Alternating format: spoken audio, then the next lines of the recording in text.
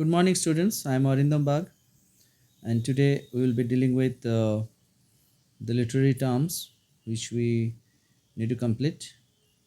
And this is your current syllabus where some of the topics were removed. And this one, today we are going to deal with chorus. So let us move to the exact topic.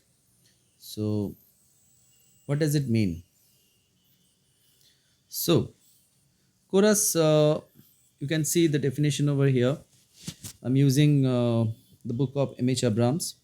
Here, it is actually from the ancient Greek um, practices. It could be found in ancient Greek dramas. So, chorus was a group of people. According to this book, chorus means a group of people earlier. But later on, the concept of chorus has been transformed into something else. And before I go to that part, let us understand how they were presented on the stage. They used to masks, wearing masks. They used to sing verses, chanted verses, while performing dance-like maneuvers at religious festivals. First, it was the first initial idea of chorus. Now, later on, the similar type of character they were used in Greek tragedy. So, initially, it was this particular section. In this section, we can see it was uh, a very common social. Sorry, the pen is not working. It was initially social or social activity was there, or it used to participate in the social activities, but later on the concept has been changed and they were used in dramas or rather in Greek tragedies, you can see here. So where two famous dramatists names were given over here, Aeschylus and Sophocles. Both of them are very famous, and they served mainly as commentators on the dramatic actions. So initially, chorus used to do what? They used to comment on certain areas or dramatic actions, or they could participate in events and express traditional, moral, religious, and social attitude. So it was there. So it is their responsibility to comment on this section: moral, religious, and social attitudes. And this tradition starts with Euripides. Though chorus assumed primarily a lyrical function, Greek ode, as developed by Pindar, was also chanted by chorus. So uh, these are the preliminary idea we have here. So even there are some other information such as Greek names we have here. Seneca, the name of Seneca has been used here. Even uh, the writer of Gorboduc, Norton and Sackville, they also imitated it. This one you can see imitated, and John Milton also used it in Samson Agonists. Shelley used in Prometheus Unbound. Hardy used it in the Dynasts, and more recently T.S. Eliot also used it in the Murder in the Cathedral, which is very famous. So these are the some examples we have here. Even in Greek Elizabethan age, during the Elizabethan age, the term chorus was applied also to a single person who spoke the prologue and epilogue to a play, and sometime introduced each act as well. This can be done, or this was there. Now, let us see some other references we have in our disposal. So, I'm using the book of Edward Quinn. Now, let us find, yeah, you can see here, it's a very short definition over here. It is described in this manner: in Greek drama, a group of actors who observe and comment on the action of play. Uh, they are called or they are described as chorus. You can use this definition. This is a bit short, and I think I always prefer things which are very brief and accurate instead of long. explanation, it is always good to have a brief and effective definition. So now what you got here, according to Aristotle, Greek tragedy developed from choral performances. Yeah, we can see a particular term we are having here, choral performances, which is similar to this one.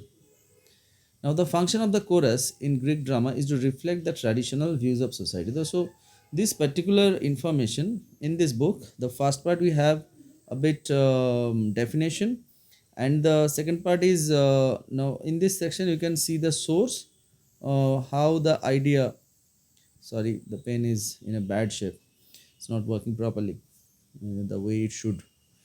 Then we have this function, how they used to work. So that has been also given over here. So what do you have here?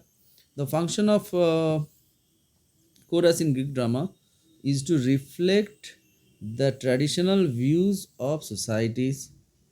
Views they are usually inadequate to comprehend the full implication of the tragic scene. These are the function. Now, one big name has been used here, Shakespeare. Shakespeare uses single person chorus. There are many types of chorus. So, actually, the idea of chorus has been evolved. So that's why the idea or the application or the definition of the chorus is a bit different in several sources, but more or less they describe, or the function of a chorus is almost same. Now, doesn't matter whether it has been used as a single person or multiple persons. So single person chorus is to introduce and comment on the action of Romeo and Juliet. It's here. It is also a famous drama by Shakespeare. Henry V, Persiles, The Winter's Tale. So basically, this book covers the examples from William Shakespeare, and one name has been common here, which you can find in M.H. Abrams also, that is T.S. Eliot's play Murder in the Cathedral. This is about the story of Samuel Beckett. So these are the things which you need to remember. And in musicals, the term refers to a group of performers. Yes, you can see here it is a group of performers. In case of Shakespeare, it was a single person who sing or dance. So now the difference you see in musicals, the function of chorus is different than the than in which are used in drama. You can see they used to do what? Introduce and comment. This was the function of the chorus. Now in musicals, they are supposed to sing or dance, or even both.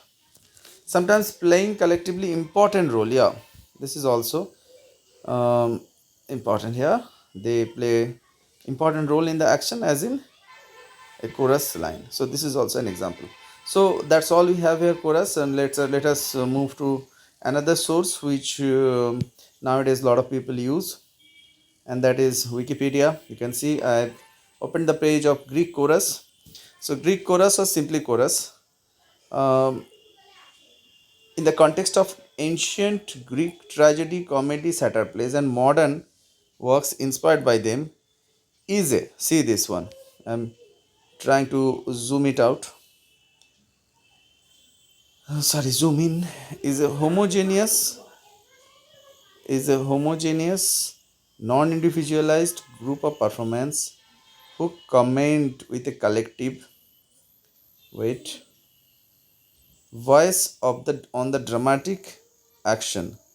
The chorus consisted of between 12 and 50 players. See, the number of players is been accurated here and described over here, 12 to 50 players who variously danced, sang or spoke their lines in unison, and sometimes who wore mask. So these are some information which you need to know. Let us find this dramatic function.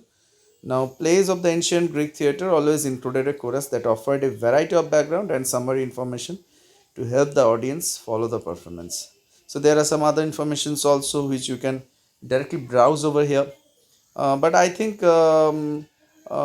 to describe a term in a manner like this, or there are so many terms also, the information which I provided, the information which I highlighted is good enough to understand a chorus. So it's basically a character which provides necessary informations, comments, pass on comments, and it helps the audience to predict, to understand the story in a better way, or it gives a direction to the story what might happen next. So that will be all for you. Thank you for watching this video. Please like, share and subscribe my channel and help my channel to grow. I hope this presentation is good enough to help you out. Thank you.